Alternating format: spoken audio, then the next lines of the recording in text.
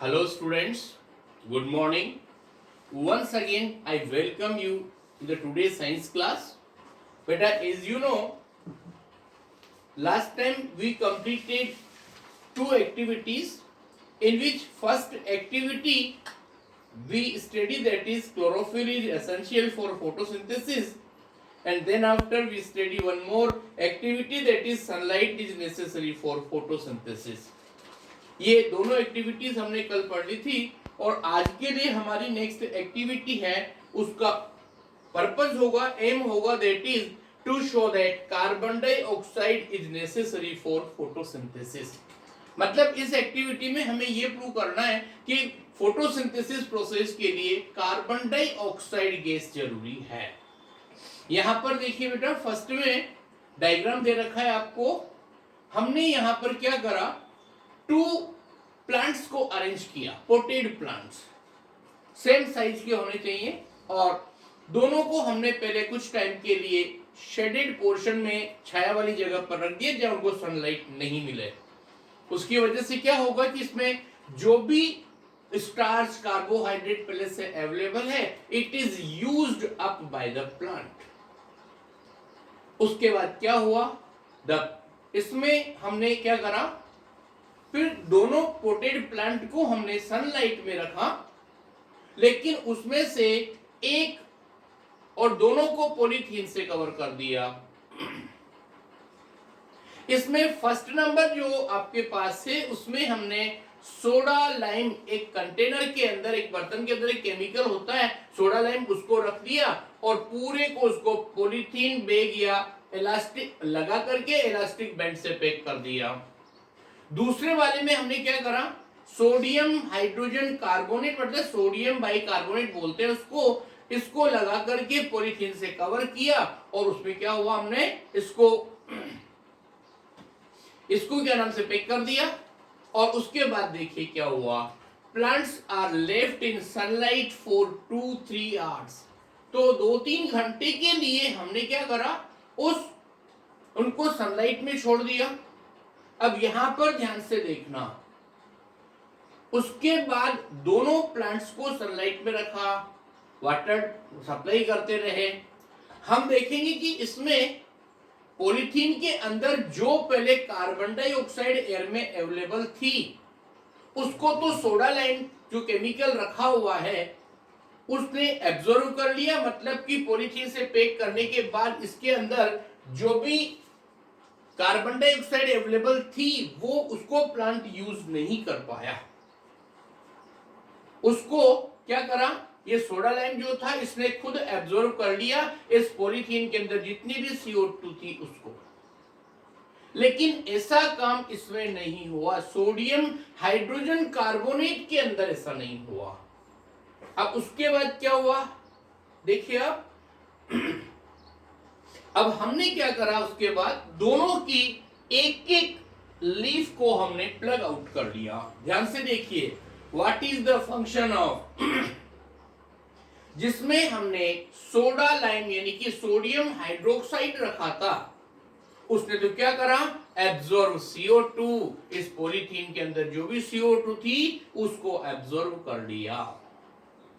लेकिन इधर क्या हुआ कि सोडियम हाइड्रोजन कार्बोनेट जो है उसने क्या करा, दैट इज यहां पर लिखा है CO2 रिलीज। मतलब कि CO2 हमने रिलीज, इसमें रिलीज हुई। तो कहने का मतलब क्या हुआ कि इसकी जब टेस्टिंग करेंगे तो इसके अंदर तो फोटोसिंथेसिस प्रोसेस, आपको फर्स्ट वाले में तो फोटोसिंथेसिस प्रोसेस नहीं होने की एविडेंस मिलेंगे। मतलब कि जब आप इस लीफ को तोड़ करके और ब्लीचिंग करवाएंगे, first boil in the water, then in alcohol and then cold water, तो उसके बाद इसका क्लोरोफिल हट जाएगा। उसके बाद आप देखेंगे कि इसमें आप जो आयोडीन सॉल्यूशन अप्लाई करेंगे ना तो इसके अंदर तो ब्लू ब्लैक कलर नहीं होगा क्योंकि इसकी CO2 को तो सोडा लाइम ने एब्जॉर्ब कर लिया। लेकिन इसके अंदर क्या हुआ, CO2 अंदर अवेलेबल थी, उसको इसने सोडियम हाइड्रोजन कार्बोनेट ने एब्जॉर्ब नहीं किया और लीफ ने यूज कर लिया। तो इसकी जो लीफ आप लेंगे उसमें ब्लू ब्लैक कलर के अंदर चेंज हो जाएगा आयोडीन सॉल्यूशन। मतलब कहने का क्या हुआ कि CO2 अगर अवेलेबल है तो फोटोसिंथेसिस होगा, और CO2 अवेलेबल नहीं है तो क्या फोटोसिंथेसिस प्रोसेस नहीं होगा। उसके बाद यहां पर देखना बेटा, इसका रिजल्ट क्या आ रहा है कि येलो कलर में नो स्टार्च है, स्टार्च नहीं है, क्यों? क्योंकि CO2 अवेलेबल नहीं थी। फर्स्ट प्लांट की रिपोर्ट है। सेकेंड वाले में क्या हुआ कि CO2 अवेलेबल थी, इसलिए आयोडीन सॉल्यूशन अप्लाई करने पर ब्लू ब्लैक कलर के अंदर चेंजेस हो गया। उसके बाद आगे सुनिए बेटा, so what is clear from this activity that carbon dioxide is needed for the photosynthesis process. ये तो हमने ये बताया, लेकिन अपनी बुक में कुछ थोड़ा सा डिफरेंट दे रखा है।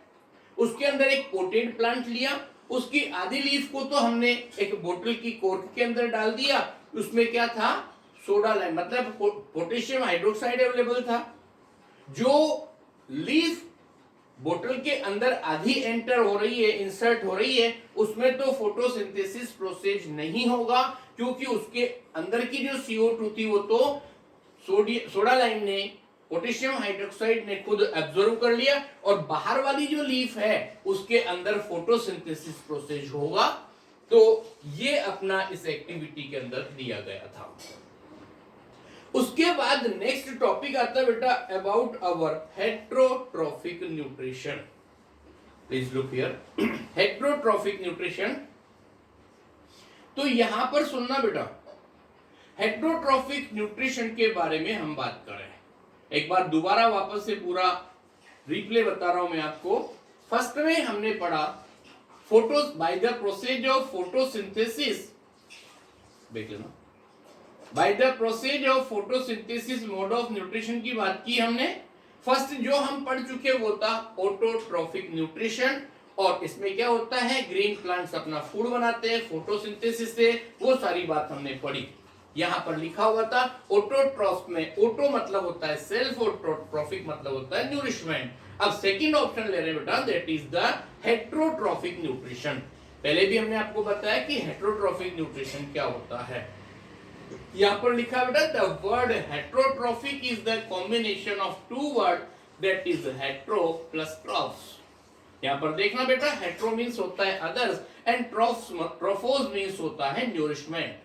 तो कहने का मतलब कि ऐसे प्लांट्स जो अपना फूड फोटोसिंथेसिस से खुद नहीं बना सकते हैं, फूड के लिए दूसरों पर डिपेंड होते हैं, उनको बोलते हैं हम ऑटोट्रॉफ्स, सॉरी हेट्रोट्रॉफ्स। और यहां पर ध्यान से देखना, यहां पर organism depend on other for their food, it is called heterotrophic nutrition, and such living bodies are known as what? Heterotrophs. Animals, आपको पता है एनिमल्स भी अपना फूड खुद नहीं बनाते हैं, वो भी अपना फूड डायरेक्टली और इनडायरेक्टली प्लांट्स से लेते हैं। So they also depend upon the plant, therefore nutrition in animal is also called the heterotrophic nutrition, और animals are known as the heterotrophs. हमने डायग्राम देख लेना। अब हम उसके आगे की बात कर रहे हैं बेटा कि हेट्रोट्रॉफिक न्यूट्रिशन कितनी टाइप्स का होता है। यहां पर सबसे पहले हमने फर्स्ट टॉपिक बताया था बेटा सेप्रोट्रॉपिक या सेप्रोफाइटिक। इसमें क्या होता है, सेप्रोफाइटिक या सेप्रोट्रॉफिक दोनों का एक ही मीन्स है। कुछ ऐसे लिविंग बॉडीज होते हैं या कुछ ऐसे प्लांट्स होते हैं जो अपना फूड फोटोसिंथेसिस से तो नहीं बना पाते हैं due to the absence of chlorophyll, लेकिन आपको पता है they take off nutrient by organism from dead decaying organic matter in the form of solution. They are called saprotrophic or saprophytic nutrition.